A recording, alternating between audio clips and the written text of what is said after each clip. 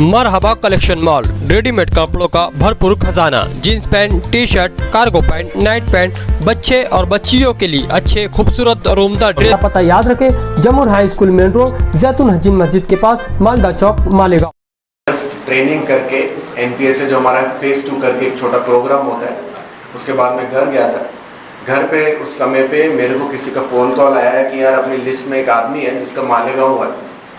और हमने जो पहले सुना था कि मालेगांव किस प्रकार की एक जगह है, उसकी कई बार हमको रील्स भी दिखाई गई थी कि इतने राइट हुए थे, इतने बॉम्ब ब्लास्ट हुए थे।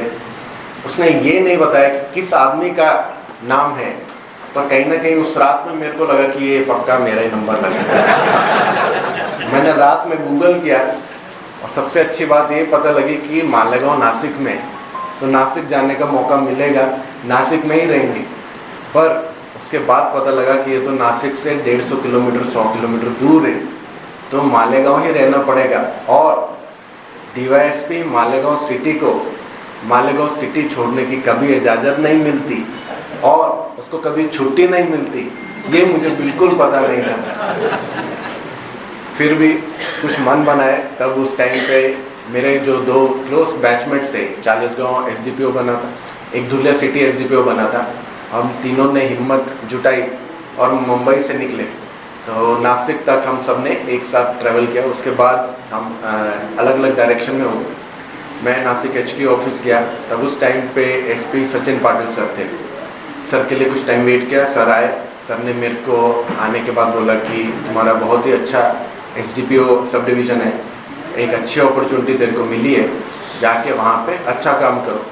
उन्होंने मेरे को एक ओवरव्यू दिया, छोटा ओवरव्यू। 5 पुलिस स्टेशन है तुम्हारे पास में और प्रत्येक पुलिस स्टेशन में क्या क्या प्रॉब्लम है, छोटा सा उन्होंने इंट्रोडक्शन देके हमको मेरे को वहाँ से अलविदा किया। फिर मैं मालेगांव के लिए निकला। शाम का कुछ टाइम था, रात तक आया मैं। अराउंड मेरे को लगता है 20 अक्टूबर 2022 होगा, 20 अक्टूबर 2022, 19 को शायद ऑर्डर आया था, 20 को मैं यहाँ पे पहुँचा था। रात में आया तो 5 लोग मेरा वेट कर रहे थे। 5 लोग में से एक सुधीर था, एक प्रीति सावंत जी मैडम थी और 3 डिफरेंट जो PI थे, उन्होंने मेरा स्वागत किया। और एक छोटी सी हमने मीटिंग SDPO ऑफिस में करी। आपको मैं सच में बताऊं तो उस टाइम पे पता नहीं रहता कि क्या बोला जाए। ये ऐसे लोग हैं जिनका 20-20, 25-25 साल का पुलिसिंग में एक्सपीरियंस है, और यहाँ पे 3 महीने का एक पुलिस स्टेशन का इंचार्ज रहा हूँ मैं, हवेली पुलिस स्टेशन पुणे में। मैंने वहाँ पे किस प्रकार का काम किया, किस प्रकार की लर्निंग थी, वो मैटर नहीं करता। ये एक अलग डिफरेंट बॉल गेम है। और मालेगांव सिटी मतलब सबका उस पर किसी न किसी प्रकार से ध्यान रहता है, DG ऑफिस में, मंत्रालय में, मुंबई में। तो किस प्रकार से इस चीज़ को हैंडल किया जाए, ये उस टाइम पे काफ़ी एक शौक मेरे को उस टाइम पे लगा। मुझे नहीं लगता उस मीटिंग में मैंने कुछ बोला होगा, सिर्फ इनके नाम पूछे होंगे और कौन सा पुलिस स्टेशन है, और बोला होगा कि मैं कल मिलता हूँ। रात को मैं गया, मैं बोला ये तो गड़बड़ लग रही है, भारी गड़बड़ लग रही है, कुछ ना कुछ तो सेटअप हो गया हूँ मैं, यहाँ पे काय तरी मेरा कांड हो, ऐसा मला वाटलं। मी केला मैंने यहाँ पे additional SP Harsh Poddar sir रहे थे, मैंने उनको फ़ोन लगाया। उस टाइम पे सर USA में थे और हमारी रात मतलब उनका दिन था, तो सौभाग्य से उनका फ़ोन भी कनेक्ट हो गया। सर ने मेरे को कुछ छोटे मोटे पॉइंटर्स दिए जो कि इंटेंसली मेरे लिए मदद वाले थे, पर जो सर की एक्सपीरियंसेस थी एडिशनल SP लेवल पे, सर ने उस प्रकार से पॉइंट दिए। उस प्रकार हमने गाड़ी मैंने शुरू करी अपनी छोटी छोटी करके। मुफ्ती साहब का मेरे को याद है बहुत बड़ा आंदोलन था अगले दिन। फिर मैं क्लीन बोल्ड हो गया था कि क्या करूं यहाँ पे। फिर अगले दिन फिर कुछ नई चुनौती। उसके बाद दिवाली आई, मुझे याद है इमरान था उस टाइम पे। इमरान ने 10 दिन की छुट्टी मांगी थी और मैंने जो छुट्टी मांगी थी वो तो कैंसिल, किसी प्रकार की तुमको छुट्टी नहीं मिलेगी। इमरान को मैंने 10 दिन की छुट्टी दे दी। तब उस टाइम पे सोचा था कि इमरान आएगा तो कुछ शुरू करता हूँ वापस, कोई रेड करना शुरू करता हूँ, क्या करूँ, कुछ समझ नहीं आ रहा। फिर मैंने दिनेश को बुलाया। किसी ने तो मेरे को नाम दिया कि दिनेश शरावते करके एक कांस्टेबल है पवारवाड़ी का, कि उसको तुम अपनी टीम में ले लो। मैंने दिनेश को बुलाया। दिनेश बोला सर मैं काम नहीं करता, मेरे को पुलिस स्टेशन छोड़ दो, मैं बड़े ऑफिसर के लिए काम नहीं करता, बड़े ऑफिसर के अलग प्रॉब्लम्स रहते हैं। मैं बोला यहाँ कोई प्रॉब्लम नहीं है, तो काम कर, काम कर, अच्छा काम कर, बस उतना ही तेरे से अपेक्षा है। बस कहीं वहीं से एक गाड़ी शुरू हुई, इमरान वापस आया। इमरान वापस आने पे दिनेश ने पहले स्टार्टिंग में शुरू किया। मेरे पास एक उस टाइम पे रीडर होता था शैलेश, उसी टाइम पे सचिन पाटिल सर की बदली हुई, उमाप सर आए। उमाप सर के आने पे एक पॉजिटिविटी की लहर जो थी वो गांव में ज़रूर फैली, क्योंकि सर का एक टेम्परामेंट था जो कि सबको बहुत पसंद आया था। उसी टाइम पे भारती सर आए थे। हम एकदम नई टीम थी और एकदम नए एक्सपेरिमेंट करने के लिए हम सब लोग रेडी हो गए थे। और उसी एक्सपेरिमेंट के दौर में वो रात को जो मैंने निकलना शुरू किया था, एक बस इसी चाहत से किया था कि यार क्या ये लोग मेरे से डरेंगे क्या, क्योंकि कोई पहले दिन तो नहीं डर रहा था। मैं मिलन होटल पे जाके खड़ा हुआ पहले दिन, वहाँ पे गाड़ी अपनी लगाई, खड़ा हुआ, एक आदमी ने दुकान बंद नहीं करी। तुम रहोगे एसडीपीओ अपने, हम नहीं बंद करेंगे। मेरे को लगा कि थोड़ा सा यहाँ पे ट्यूनिंग चेंज करके ये चीज़ की इन्फोर्समेंट करवानी पड़ेगी। उसका एक मेजर कारण उस पॉइंट ऑफ टाइम पे ये था कि एनालिसिस जब मैंने किया क्राइम्स का, तो रात में क्राइम की जो इंटेंसिटी थी वो बहुत ज़्यादा थी। मैं आपको बताऊं, आप लोग शायद भूल गए होंगे या मालूम नहीं, रात में कटर लगाते थे, वो मोबाइल फ़ोन चुराते थे, वॉलेट चुराते थे, और आम होता था, हर रोज़ एक दो इंसिडेंट आते ही आते थे। और पवारवाड़ी में तो it was a big nuisance. Cutter लगाना, मारना, कोई भी किसी भी प्रकार का नशा किया हुआ था वो मारता था और आगे की कहानी शुरू हो जाती थी। फिर कोई किसी के पीछे जाता था, वो देखता था उसको कि वो तो रेस्टोरेंट पे बैठा है, 1 बजे 2 बजे वो रेस्टोरेंट फोड़ देने का, पूरा रेस्टोरेंट ख़त्म कर देने का। सो देयरफॉर मेरे को इस चीज़ के रियलाइजेशन हुई कि ये इंटेंसिटी जो रात को है, इसको मेरे को किसी न किसी तरीके बंद करना पड़ेगा। उस टाइम पे पीआई जो लोग थे मेरे पास में थे, सभी एक अच्छी टीम मेरे को मिली थी, पर होता क्या है कि लैक ऑफ एक्सपीरियंस रहता है ऑफिसर का, और वो आता है तो सभी को शक की नज़र से देखता है कि ये मेरी बात नहीं मान रहा, ये मेरी बात के आगे जा रहा है, ये शायद कुछ अलग सोच रहा होगा। तो उस प्रकार से मेरा गुस्सा भी बहुत ज़्यादा उस टाइम पे रहता था। पर उस गुस्से का एक फ़ायदा ऐसा हुआ कि जो उनके मन में एक धारणा थी कि मालेगांव रात को बंद नहीं हो सकता, वो कहीं ना कहीं वो चेंज होने लगी, और इतनी चेंज होने लगी। और इसमें मैं मुफ्ती साहब को भी प्रशंसा करता हूँ कि उन्होंने जामा मस्जिद से ऐलान भी किया था कि रात में दुकानें बंद करो, एक एसडीपीओ है वो बंद कर रहा है तो आप उसकी मदद करो। तो इस प्रकार से हमने वो चीज़ को शुरुआत करी। सिंपली एक यही कारण था कि लोग जो रिकामे हैं वो रात में घूमे मत, और वो कटर की घटनाएं कम हो, और लोगों को परेशानी कम हो, और जो रेस्टोरेंट फूट रहे हैं वो भी बंद हो। सिर्फ इसी हेतु से आगे मैंने प्रोसीड किया। उस टाइम पे मैं आपको बताऊं तो मैं बहुत लकी था कि ये सब जो मैं एक्सपेरिमेंट कर रहा था, किसी को भी जाता था लाठी से मारना, हाथ से मारना, गाली गलौज करना, ये जो भी एक तरीका था, उससे कुछ एक लॉ एंड ऑर्डर नहीं हुआ। अगर हुआ तो भारती सर ने और उमाप सर ने उसको टाइम पे हैंडल किया और मेरे को दिखाया कि ये सब चीज़ें हम बैकग्राउंड से हैंडल कर रहे हैं तो आगे बढ़े। तो उस चीज़ से जो कॉन्फिडेंस मेरे को आया, उससे मैंने नेक्स्ट अपना जो भी एक्सपेरिमेंट था मन में वो चालू किया। वो जो नेक्स्ट एक्सपेरिमेंट था, और जिसके लिए बहुत सारे लोग मेरे को बोलते भी हैं कि सर आपने वो वाला मोड जो था वो छोड़ दिया आपने और दूसरा मोड पकड़ लिया, उसका एक सिंपल ये कारण है कि डंडा मारना और लोगों को पिटाई करनी ये एक सस्टेनेबल सोल्यूशन नहीं है पुलिसिंग का। आज मैं यहाँ पे हूँ, मैं डंडा मार रहा हूँ, मैं लाठी मार रहा हूँ, मैं गाली गलौज कर रहा हूँ, ये मैं कर रहा हूँ। कल मैं बदल के यहाँ पे चला गया तो कोई नया ऑफिसर आएगा, वो सेम टेम्परामेंट का नहीं होगा। तो ये कोई सस्टेनेबल सोल्यूशन नहीं है पुलिसिंग का। इसको सस्टेनेबल बनाने के लिए मतलब अगर मैं हूँ यहाँ पे, मेरे बाद दर्शन है, दर्शन के बाद सूरज है, सूरज के बाद कोई भी आए, वो उस चीज़ को और आगे बढ़ा सके, तो मेरे को कुछ ऐसी चीज़ ढूंढनी पड़ेगी। इसी चीज़ का डिस्कशन में दुलिया सिटी का जो मेरा बैचमेट था ऋषिकेश, उसके साथ कर रहा था। तो वो मैंने बोला तू उधर क्या कर रहा है? बोला मैं भी तेरी तरह डंडे मार रहा हूँ। तो बोले तू भी डंडे मार रहा है? तो अपने को तो ट्रेनिंग कुछ और मिली है।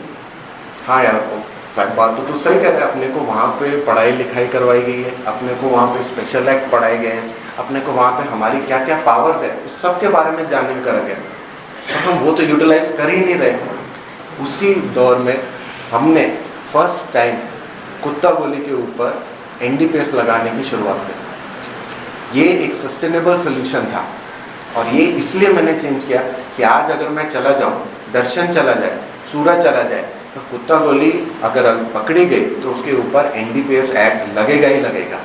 ये एक सालों साल जनरेशन टू जनरेशन एक सोल्यूशन है एक प्रॉब्लम का, जो कि डंडे से आगे, गाली गलौज से आगे और मार पिटाई से आगे।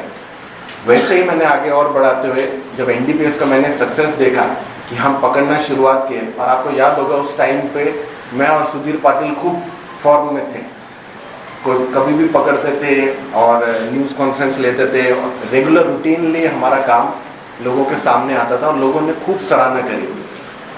इसी चीज़ में मैं बहुत लकी रहा कि गांव में जितने भी पॉलिटिकल लीडर्स हैं, major political leaders, Asif Shaikh sahab हो गए, मुफ्ती साहब हो गए, इजाज बेग साहब हो गए, मुस्तकिम डिग्निटी साहब हो गए, ठीक है, डॉक्टर परवेज़ हो गए, ठीक है, मलिक मेयर हो गए साहब, माजिद हो गया, सब ने इस चीज़ में किसी भी प्रकार की रुकावट, मेरे को कभी फ़ोन कॉल, मेरे को कभी आके मिलना कि आप इन लोगों को छोड़ दो, कभी भी नहीं करें। इतने clean political leaders Malegaon city को आज मिले, आप उनके बारे में किसी भी प्रकार का एलिगेशन लगा सकते हैं, पर मैं आपको गुरबानी पे हाथ रख के बोलता हूँ, इन्होंने नहीं किया। ये मेरे लिए बहुत ही सक्सेसफुल चीज़ थी कि ये लोगों ने मेरे को सपोर्ट दिया साइड से। उसके बाद मैंने सोचा कि अभी नेक्स्ट क्या लगाया जाए, तो नेक्स्ट उस टाइम पे हमने एक MPDA करके एक्ट था, वो शुरुआत करनी स्टार्ट करी। बहुत ही नई चीज़ थी, गांव में किसी ने लगाई नहीं थी MPDA क्या होता है। मैंने एक बार, मेरे को याद है, मैंने सभी पुलिस स्टेशन में सभी अमलदार को बुला के पूछा था किसी को MPDA का प्रपोजल बनाना आता है क्या, किसी को आता नहीं था। तो उस टाइम पे हमने DYSP भुसावल थे कृष्णा पिंगले साहब, उनका एक स्पेशल सेमिनार रखा था यहाँ पे। उस स्पेशल सेमिनार में स्पेशल अमलदार हमने यहाँ पे बिठाए थे और प्रत्येक पुलिस स्टेशन में एक एक अमलदार हमने बिठाए जिनको MPDA की हमने ट्रेनिंग दी।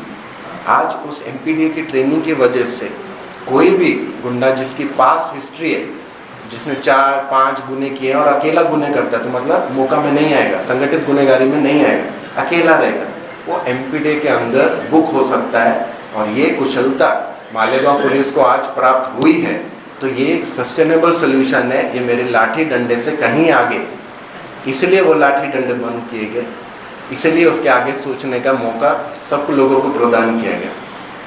वैसे ही हमने उसके आगे और काम करते गए, कोरेक्स हो गया, MD हो गया, ऐसी जो विपताएं गांव में परेशान कर रही है लोगों को और हमारे यूथ को ख़राब कर रही है, उसमें हमने क्या नया किया जा सकता है, किस तरीके से हमारे सेक्शंस, किस तरीके से हमारे एक्ट्स हम अच्छे से लगा सकते हैं, उसके ऊपर काम करते हुए मैं आप सभी लोगों को बताता हूँ कि 3.5 साल मेहनत के बाद में हमने पहली बार कुत्ता गोली में NDPS पवारवाड़ी के गुने में मौका लगाया।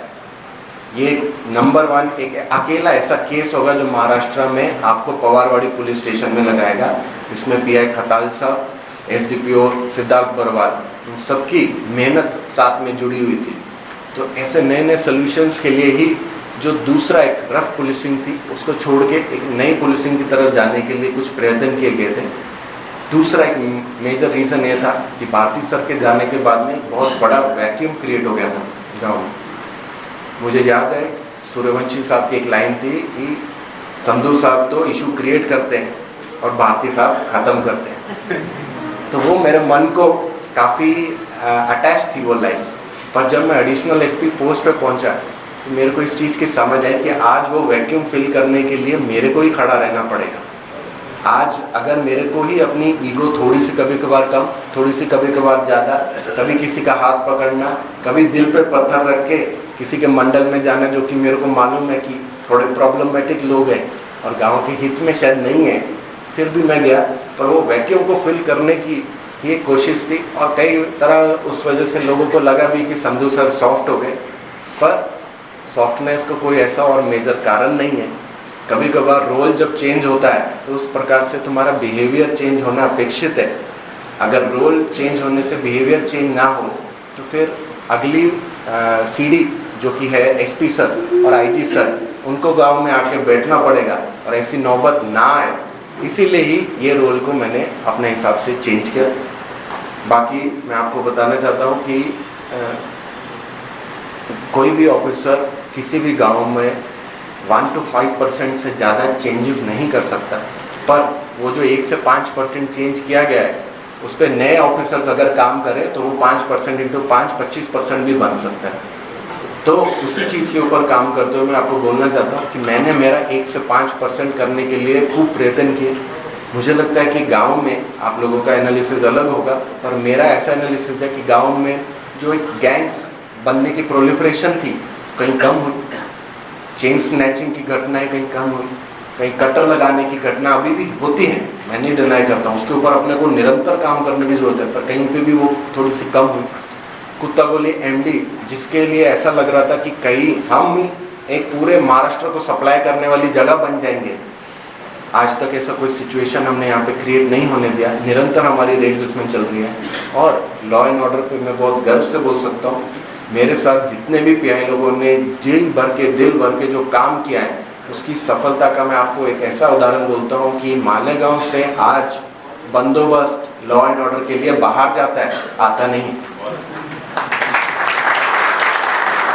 हम बाहर बंदोबस्त प्रोवाइड करते हैं, हमको ऊपर से सूचना आती है आप अपनी एसआरपी बाहर भेज दो, आप अपने कई आरसीपी बाहर भेज दो। तो इसके लिए सारी मालेगांव टीम ने आज इस हॉल में बैठे हुए सभी लोगों ने और यहाँ के राजनीतिक लीडर में जो भी नहीं आए, जो आए, मैं सभी लोगों को यहाँ से फेस से पहचानता हूँ। सभी लोगों ने अपना योगदान दिया है, पॉजिटिवली योगदान दिया है और इस प्रकार से मैं बोलना चाहता हूँ कि मालेगांव जरूर बदल रहा है और इस बदले हुए मालेगांव का एक अच्छा रूप अपने को आने वाले सालों में दिखेगा। आज अतिक्रमण के ऊपर एक बहुत बड़ी ड्राइव मालेगांव में जो भी यहाँ पे लीडर्स हैं जिनके हाथ में सत्ता है उन्होंने ली है और ये एक इतना बड़ा स्टेप है जिसके लेने के लिए इतने गट्स लगते हैं, क्योंकि एंड में एक पॉलिटिकल लीडर का सर्वाइवल उनके वोट्स हैं। उस वोट से आगे सोचना और गांव के हित में सोचना कि ये अतिक्रमण अगर एक आदमी को फायदा दे रही है तो 1000 लोगों को नुकसान भी दे रही है, तो उसी एक तरह आगे सोचना। हाँ, उसमें एलिगेशन होना स्वाभाविक है, कार्रवाई निरंतर रहे, ऐसी मैं आप लोगों से अपेक्षा करता हूँ कि हम हमारे गांव को अतिक्रमण फ्री रखें और बार बार ये रेड होती रहे। तो कई लोगों के मन में ऐसी एक धारणा बन जाए कि अगर हमने अतिक्रमण किया है आज नहीं तो कल नहीं तो परसों हमारे ऊपर एक्शन होगा ही होगा। बस इतनी अपेक्षा से मैं चाहता हूँ कि आप लोग, आपके हाथ में सत्ता है, अभी आप गांव के लिए अपना 1 to 5% भी कर देंगे तो काम हो जाएगा। मालेगांव पुलिस के लिए छोटे छोटे सुविधा के लिए मैंने खूब प्रयत्न किए। उसमें मेरे को नासिक के जो एसपी ऑफिस से जो भी एसपी सर थे सब ने मेरे को सपोर्ट दिया। स्पेशली विक्रम देशमाने सर ने, गांव में बंदोबस्त खूब होते पर किसी के लिए भी लेडीज़ टॉयलेट और जेंट्स टॉयलेट उपलब्ध नहीं था, उनके द्वारा इस चीज़ को समझा गया।